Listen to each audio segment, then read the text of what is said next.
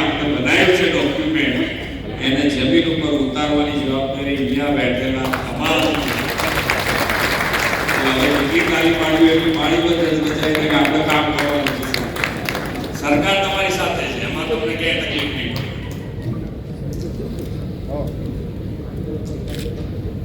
વિશ્વ નેતા ને યશસ્વી વડાપ્રધાન શ્રી નરેન્દ્રભાઈ મોદીને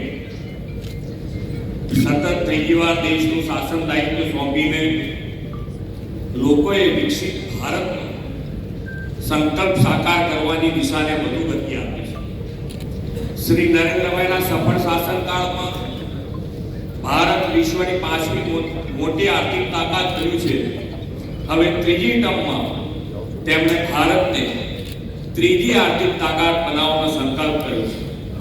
આ માટે દેશના રાજ્યોના વિવિધ ચોક્કસ વિસ્તારો આર્થિક, સામાજિક, ઔદ્યોગિક એમ સર્વાંગી વિકાસને વેગ આપવા જી-હબ ગ્રોથ હબનો નવતર વિચાર તેમને આપ્યો છે.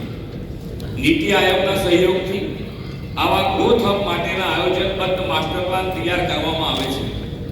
આજે દક્ષિણ ગુજરાતના સુરત ઇકોનોમી રિજનના સર્વાંગી અને આધુનિક વિકાસના ભવિષ્યલક્ષી આયોજનનું સુદીર્ઘ રોડમેપ એવા માસ્ટર પ્લાન લોન્ચિંગનો આજનો અવસર છે. દક્ષિણ ગુજરાતના વિસ્તારો મુંબઈથી નજીક હોવાના કારણે આર્થિક ઔદ્યોગિક ગતિવિધિના પ્રવૃત્તિના કેન્દ્રો રહ્યા છે.